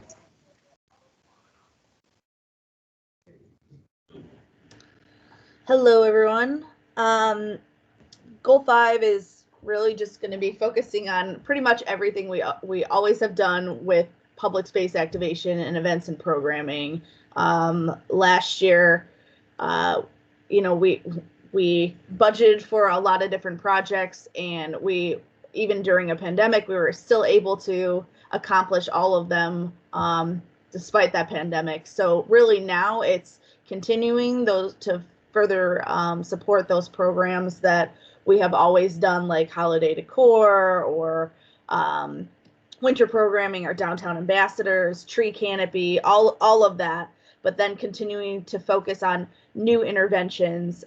We're talking about adding another dog park over on the west side, more programming for urban recreation, including education and programming along that skate park, which is always filled with a ton of people skateboarding. I love to see everyone skateboard downtown. Also focusing on river-related programming. So we're going to have a committee now this year focusing specifically on river-related programming activities, events, and etc. Really getting a focus and highlighting our river corridor. Obviously, continuing to support our event sponsorship program. As Tim mentioned, events are key, especially now. Trying to get foot traffic back downtown, and continuing our further education program through our event management program, which is key. So it's really about getting people to understand that you don't have to cancel your event and activities. It's switching it up, it's changing it, and kind of refocusing on how to execute the event successfully, but it doesn't mean that you need to cancel it. So there's plenty of ways to go about doing that to continue to bring people downtown and have a safe and programmatic event downtown for all. So working on that, we'll really be focusing on winter programming and activation as we did this past year. Was a great success, and we want to be able to continue on that success and grow it. So looking at expanding that, Also working with our Parks Department on ice skating and adding other amenities there this winter that will continue to be a draw. And we're talking about fire pits and other additional amenities that would make it more of a destination spot. So working on that, and then also continuing to further educate people about our Activate This Place grant. In the past 2 years, we've supported over 17 grants for people to be able to do their own placemaking and public art installation and programs downtown. And this program has become pretty competitive every time we review applications. And we want to still make sure that we're supporting other people on their creative endeavors. And it's not just DGRI that's doing the works, but us helping other people execute and implement their own ideas. So really focusing on all of those. And that's pretty much a quick highlight of Goal 5.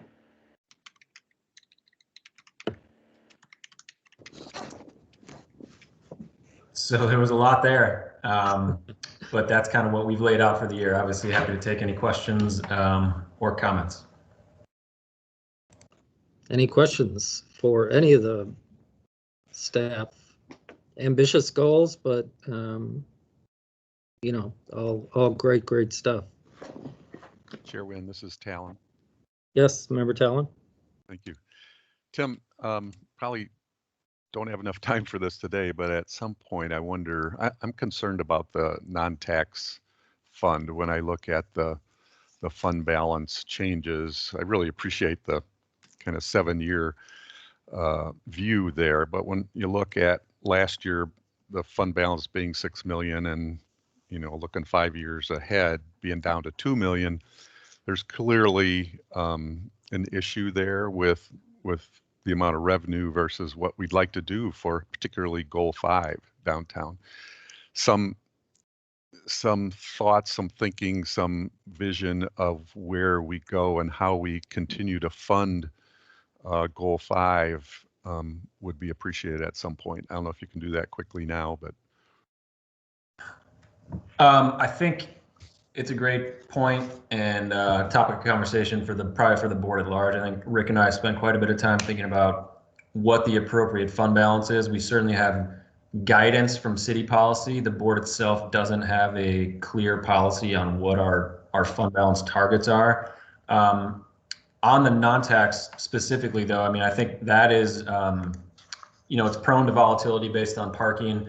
That's also where our land proceeds go toward. And so as we're thinking about the land that we own and the future of it, that is ultimately what could help seed and fund some of the work in Goal 5 and others and beyond. So that's a quick response, and but it likely merits more discussion from the board at large. And Rick, I don't know if you had anything that you wanted to add.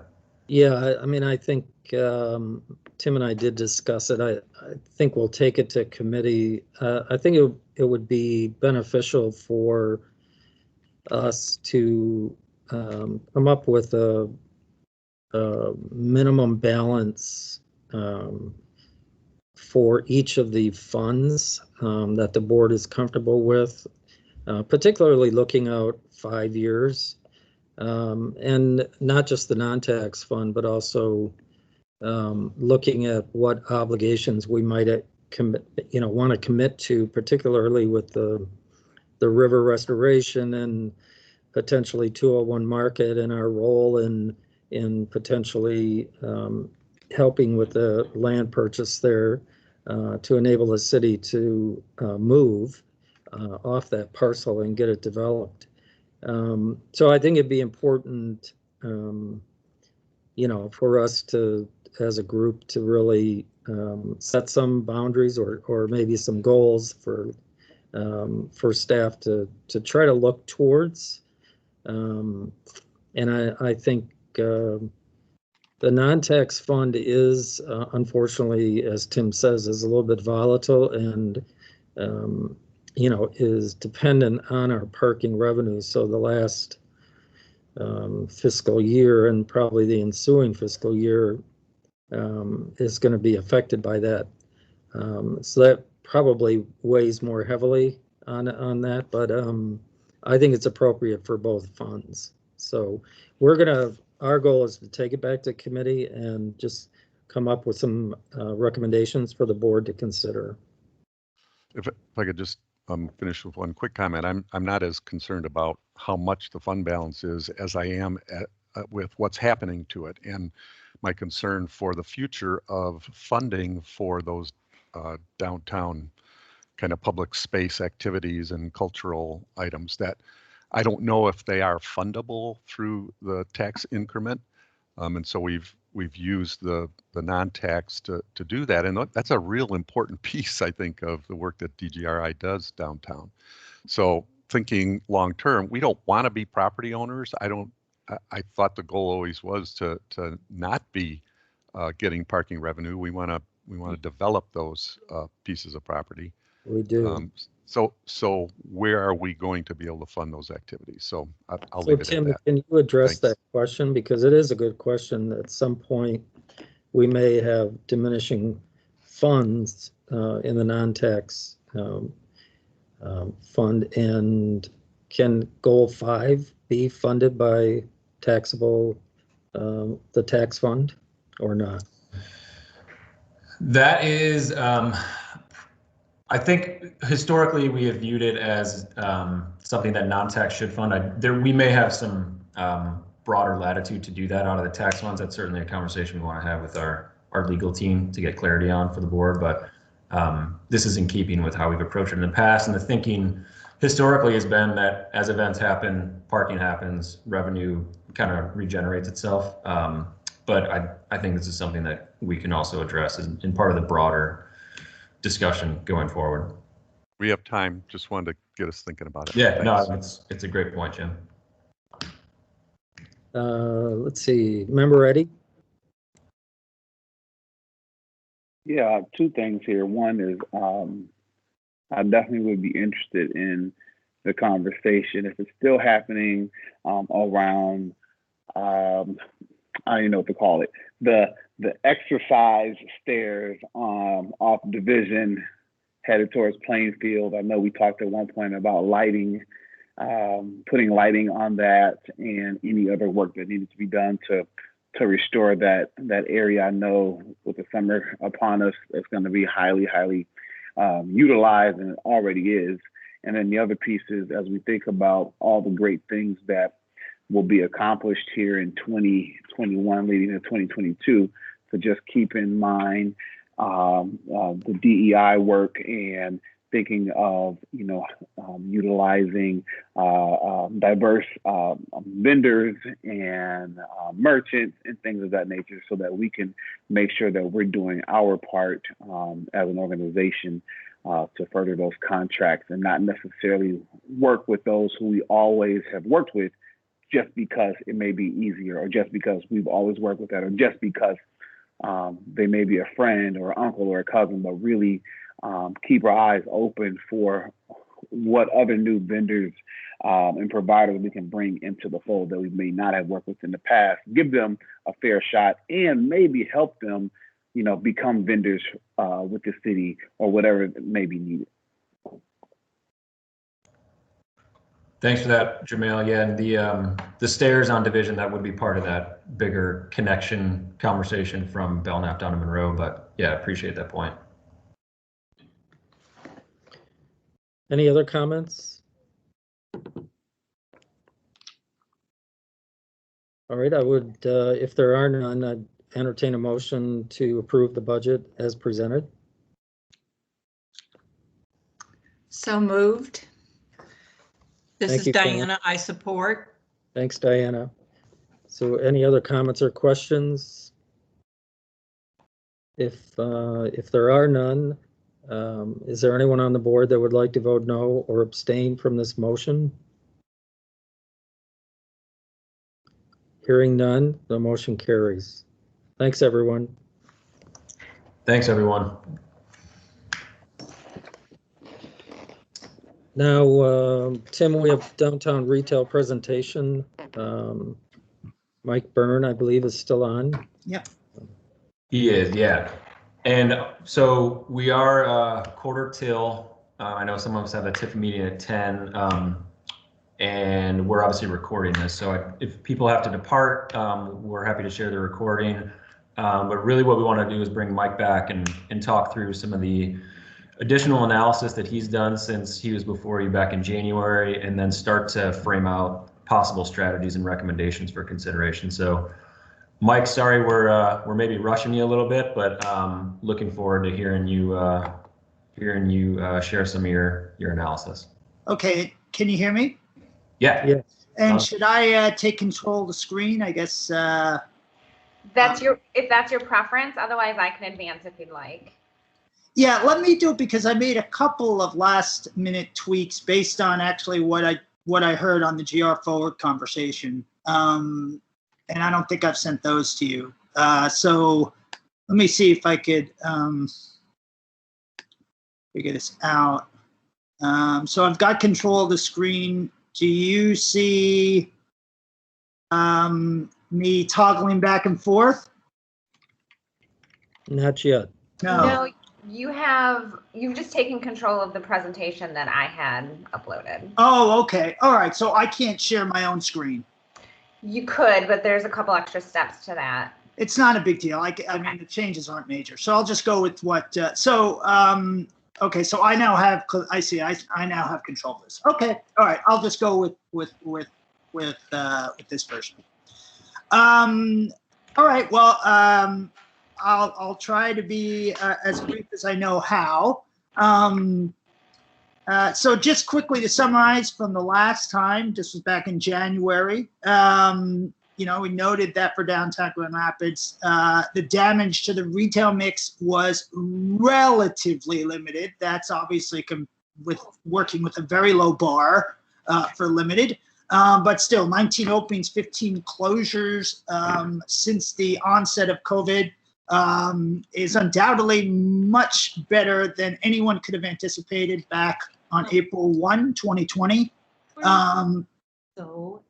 Even though there's obviously been a lot of individual struggles, if not closures.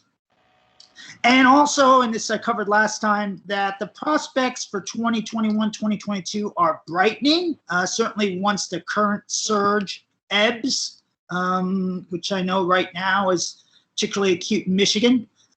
What I wanted to talk about today is kind of taking off from that January presentation and discussing some possible tools and tactics for the years ahead. And really more generally to get at this question of where DDA might want to focus its energies and resources as it relates to retail.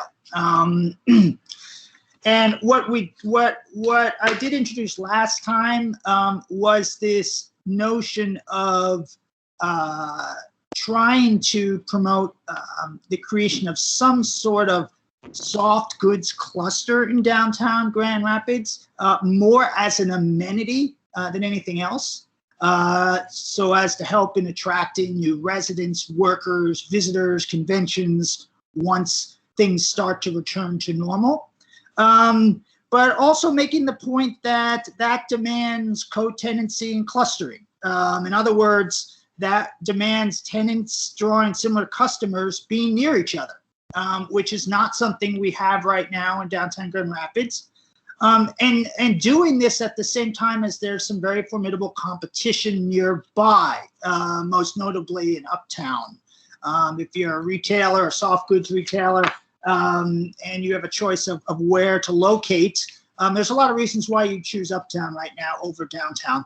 And that's certainly a major challenge. And so the ultimate question being, do we simply concede that ground to Uptown, or do we commit to a coordinated campaign among landlords and other stakeholders to create that cluster somewhere in the downtown core? And if we do commit to that, where specifically? And obviously there's a few different possibilities. I kind of quickly summarize some of the reasons for the yeses and the nos for each. Obviously with Monroe Center, and I would add Ottawa Avenue to that. That's the historic shopping streets, got the centrality to visitors and office workers. But then at the same time, it has struggled in recent memory to sustain soft goods retail. Bridge Street's obviously got a lot of momentum to it, as well as a supermarket anchor. And in the future, synergies with the Whitewater project. But they too have struggled to sustain soft goods in the past. It's a somewhat off-center location with limited retail inventory right now, and with rent levels that are driven somewhat higher by the food and beverage concentration. And then there's the Arena District, Arena South, Downtown Market. There's some momentum there with Studio Park. There's the Downtown Market anchor, but there the focus is almost exclusively on food, beverage, and entertainment. Division Avenue obviously offers more space, lower rents, but there's other issues surrounding some antisocial behavior, negative perceptions. And then there's the option of, again, conceding this to Uptown. And there's some reasons why that's difficult to do. Obviously, it's an aspiration for downtown to have this sort of retail. Uptown is a bit removed from the visitor traffic, and there's some connectivity issues getting to and from. So a lot of considerations here on what to do and where. But if we were to commit to a soft goods cluster somewhere in downtown, what would that entail? And I just want to spend a few slides on that. Obviously, the zoning code has this notion of targeted commercial corridors where some version of ground floor retail is required. I would suggest a targeted cluster location, which would not just be about pedestrian activation, but specifically about encouraging soft goods co-tenancy.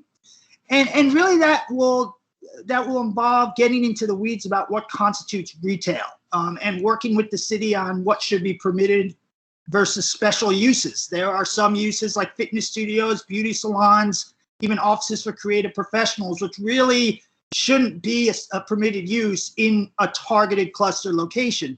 And that even restaurants and bars that serve alcohol, again, have a way of driving rents a little too high to sustain soft goods tendencies. So there'll be some work involved there. Using the retail incentive that's on the books now, the Retail Innovation Grant, as a way of reinforcing this soft goods cluster. That is, making it available only for shops versus services or food and beverage, only for truly catalytic concepts like, Pink Elephant being an example, as something which it makes sense to subsidize, just because, again, it's catalytic, and only in but-for circumstances. That is, only if the business would not be able to open and survive without such assistance. Pushing back on continued retail sprawl, this is going to be a difficult one. Obviously, it's a large downtown. Even right now, Grand Actions recently issued plans for the riverfront site. I see include retail space. That kind of works against this notion of a cluster. So pushing back, at least with regard to additional space for soft goods retailers, might be necessary. And then there's other critical investments depending on which location is chosen for this cluster. If it's going to be Monroe Center, there's probably got to be more focus on additional placemaking at Monument Park is kind of one of the bookend anchors. And perhaps even a reimagining of the right-of-way. Obviously, some of that happened with the social zones, perhaps doubling down on that. It's amazing to me how the whole notion of a pedestrian mall, which until very recently had become quite taboo in the planning world, is returning to vogue. There's obviously a lot of nuances there to consider. On Bridge Street, possibly need to create new retail inventory, but also how to create that, perhaps using density bonuses, and even incentivizing the creation of cheaper second-tier retail space on secondary streets or alleys, which can really help to add a sense of discovery to the shopping experience. Actually, some communities across the country have developed incentives based on trying to get developers to create such second-tier retail space. Aspen being the most notable of those. There's also, with Bridge Street, there would need to be additional marketing efforts geared towards the visitor convention trade, since it is slightly removed from and across the river from the downtown core. And then if we're saying we're going to concede this ground to the near neighborhoods, again, there needs to be marketing to that visitors traffic. That uptown even exists. And furthermore, perhaps an expansion of Dash eastward, at least at peak times, so that that connectivity is better established. Obviously, downtown Holland provides a case study for at least some of these concepts. Kind of the retail revival since the late 80s was driven initially by one investor who did have very patient capital and who really made this investment in retail as an amenity for other uses, particularly to attract to attract the talent needed to staff their other businesses, also as a point of pride for the community. And they aimed for 3 solid blocks of retail with a focus on soft goods, and they were guided by a particular tenant mix. In fact, they've been so effective in that regard that they're now saying no to women's clothing boutiques because there's so many of them. I'm not sure I would agree with that part of it. The more the merrier when it comes to women's clothing, but they were guided by a particular tenant mix and really did curate it before that word had come into vogue. They didn't just settle for low-hanging fruit. And to the extent that we get some numbers on what this did, there's been a 40 to 50% increase in average retail rents there in the last 10 years. So obviously, it's kind of established its own sort of momentum. So that provides one case study, even though it wasn't a coordinated effort among several property owners, but really was driven initially by one in particular. I do want to say some words of caution about this. Grand Rapids is one of the few places I would even be putting this forward. It's a unique community with truly committed stakeholders that have been able to do some special things. But as is obvious, downtown Grand Rapids is not downtown Holland. Starting from much weaker co-tenancy, facing the formidable competition I referenced before, right? Or at least even before COVID, there was little to no tenant interest from soft goods retailers. So you're really having to create that interest from scratch. And obviously that's a category that's in a period of transition right now. I'm more bullish than most on its future prospects, but still, there's uncertainty. And finally, even in the best of circumstances, this is a marathon, not a sprint. This would be playing the long game with no guarantee of success. So I certainly don't want to be blue sky about it. There are opportunity costs to consider. Now, I just want to lay out a couple other things, just a few more minutes here. I want to lay out a couple of other things if that direction of trying to create a soft goods cluster is not really something that the DDA would want to entertain. There still is a recruitment function it can play with or without this kind of clustering initiative. A role that it can play in support of landlords and brokers, and there's a good argument for it. With DDA as a champion kind of a larger vision versus individual landlords focusing on deals to fill spaces. And also given that downtown is a harder sell. It can be a very labor intensive and uncertain exercise to fill retail space in downtown, which landlords and brokers are not necessarily incentivized to take on. Indeed, changing a retail dynamic, it takes intentionality. Really requires taking the case to the tenant and leasing communities rather than waiting for them to come to us. And there are ways that DDA could help to do that, whether it's with kind of a district-wide leasing collateral, which really kind of tells a story, frames the opportunity in ways that the numbers don't necessarily get at, and then kind of road showing that collateral locally and regionally. What Melvin was saying about Placer AI data, that would be a very interesting add to this. Placer AI is a relatively new source, which can provide data points which landlords and brokers do not have in their holsters right now. And then also in the sourcing and vetting of prospects, and obviously that involves training kind of an in-house prospector. It's so as to be able to speak the language of retail. And I'll give you one example of how DDA could be useful in this regard. Obviously, local brokers and landlords are very familiar with the nationals that they might be able to pursue, or the locals that are expanding. But where a DDA can really fill a need is in again identifying and vetting kind of expansion-minded national chain lets. Right, small operators with 2 to 20 locations that are kind of under the radar from other regions of the country. Tupelo Honey actually came to that developer. That developer apparently did not reach out to Tupelo Honey. That's an example of the kinds of operators that DDA can help to uncover. And let me just say this: the whole idea here, just to be clear, is to provide more possibilities for brokers to earn commissions. This is not to supplant the brokerage community. Hopefully it's to help them make more money in ways that work to larger synergies and goals. Sometimes there's misunderstanding about that from the outset, which is why initial outreach and buy-in process is very important to all of this.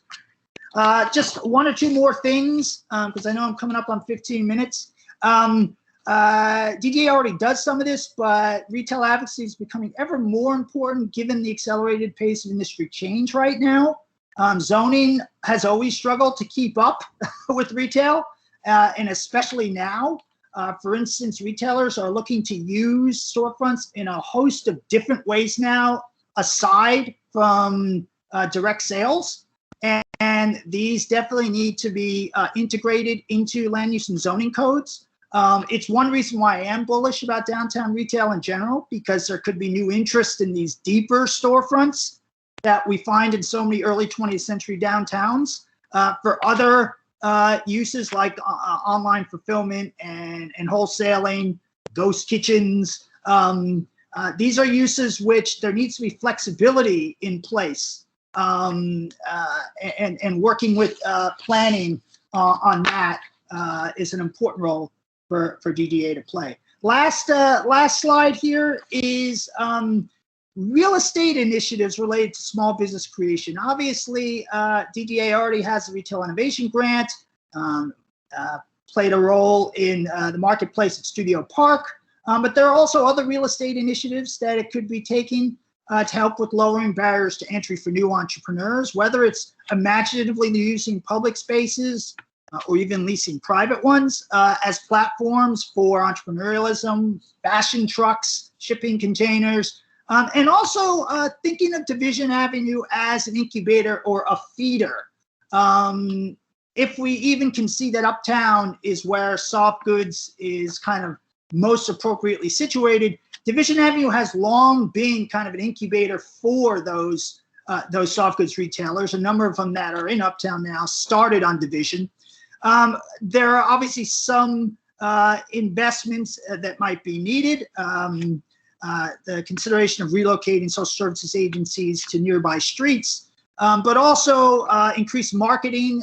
When we talk to Denny and Jen at Dwelling Place, they could clearly use some help there in terms of marketing Division Avenue more broadly as this sort of incubator. And finally, a cap on the rent subsidy and the retail incentive. Right now, there is no cap, but capping the rent subsidy will have a way of kind of steering these sorts of tenants towards Division where rents are lower.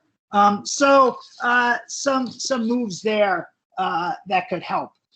There's the last few slides on near-term recovery, but in the name of time, I'm going to stop right there and take any questions. Well, Mike, appreciate the presentation. I think this is a far more important discussion than providing you just 15 minutes. So we Yeah. apologize for that. And if you're so willing, I think we need to have you come back. But this really does bear a much more deeper discussion, and hopefully, Tim, we can reconvene. Because we really do need some action steps that we can incorporate. So yeah, no doubt. And yeah, Mike, apologize for the timing here. One thing I will point out, currently we have scheduled an hour just with Mike with our DGRI Board of Advisors on May 7th. I'd be happy to invite the DDA board to that so that anyone that's able can join.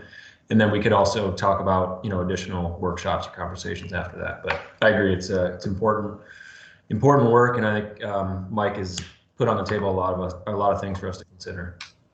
All right. Okay, thank you, Mike. I Great. appreciate it. Thanks a lot. Thanks, Mike. Yep. So Tim, I think you need a new chair to manage this. No, I was probably long-winded. Getting out of hand. My preamble to the budget went long. I can save any executive director comments. I think most of what we've been up to the past month has been around budgeting. There's obviously some other work going on, but in the interest of time, I'm happy to save that time. Okay. Are there any other questions from the board? Sorry that we ran over, but appreciate your time. If not, we'll save all our pearls of wisdom for the next meeting, and this meeting is adjourned. Thanks so much. Thank you. Thanks, everyone.